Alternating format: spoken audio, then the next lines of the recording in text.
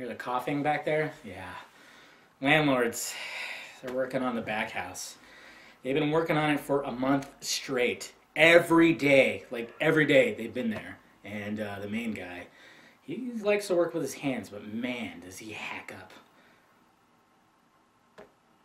It's truly disgusting.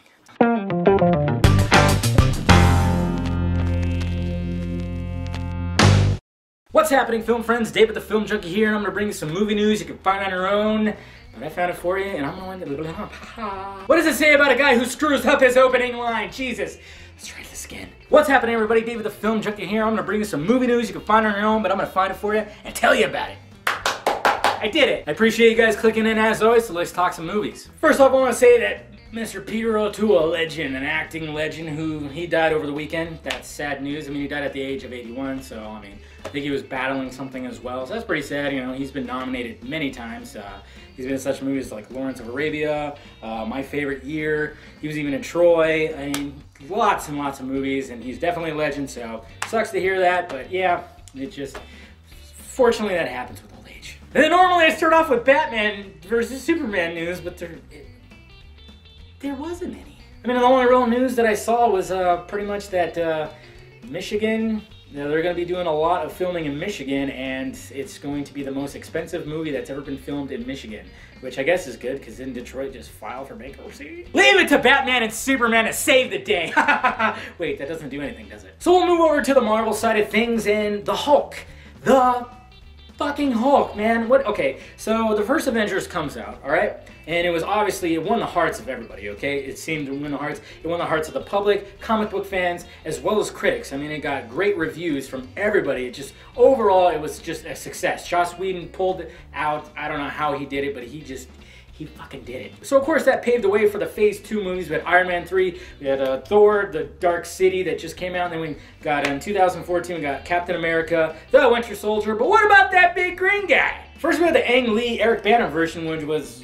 Then we had the Incredible Hulk with Ed Norton, which was a little better, but it still didn't really... And then Joss Whedon goes, let me show you motherfuckers what a Hulk should be like. I mean, he was a fan favorite in Avengers. I mean, I think everybody was thinking, oh wow, my favorite character in that movie was a Hulk. So you'd think, why not make a movie? But there hasn't been any word. Even Mark Ruffalo said, I don't know, next time you'll see the Hulk is in Avengers 2. Well, the original Hulk, Mr. Lou Ferrigno, might have dropped the ball, or at least confirmed that there's going to be a Hulk movie after Avengers 2. In a pretty recent interview with Flicks in the City, the interviewer was asking him about the Hulk and how, you know, it was a grueling task to put all that makeup on every day. And then the interviewer, she asked, would you like to see Mark Ruffalo in a standalone Hulk movie? And he was like, oh, that was such a terrible Lou Ferrigno impression. I apologize. No, but he stated that there is a Hulk movie in the works, and it should happen after Avengers 2 comes out.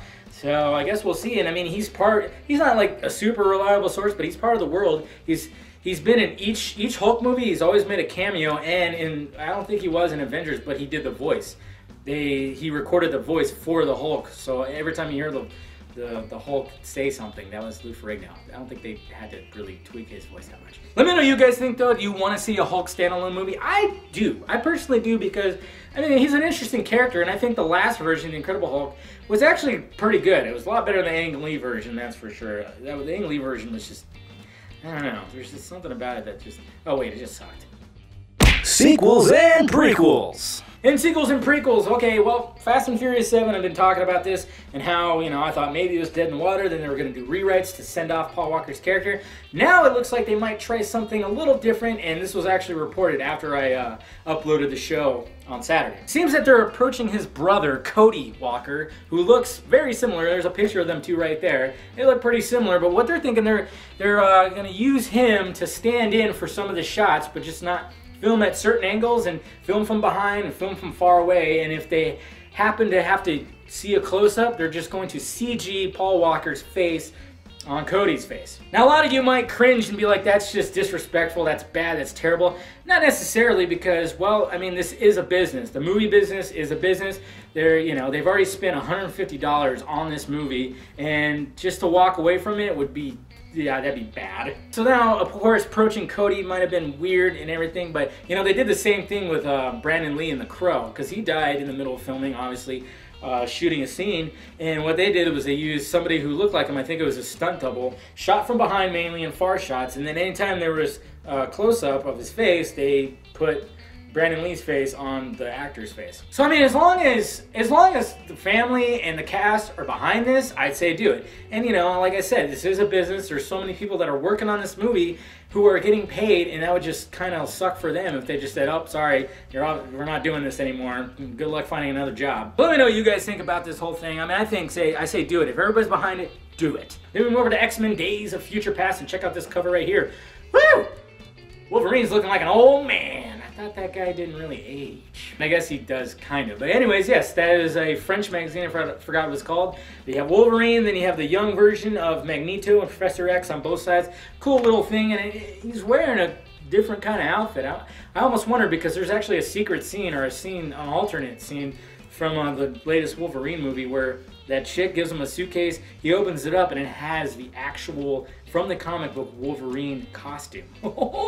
I say put it on, Hugh, but he might not be in the next one. Yeah, it had the actual freaking mask that he has and everything. I was like, that's silly, but I like it. Then we move over to the Avatar world, and James Cameron said, hey, motherfuckers, the sequels, straight up Godfather and shit. That's pretty much kind of what he said. No, he actually compared the Avatar sequels to The Godfather, just by how the story is. I don't remember exactly what he said, but just the story, not like what happens. Obviously, there is no fucking avatars and people connecting their tails together as they have sex. But just the initial story, how the first one was mainly around the Jake character and him, you know, breaking into this new world. Now the sequels are going to show other families and other species, and everybody was thinking, and I guess there was rumors too, that Avatar 2 was going to take place mainly underwater, but he said no. There's going to be underwater scenes because there's going to be a whole underwater civilization, but it's not going to take place majority of the time underwater. There's going to be 3 movies, guys, and that's like, holy crap.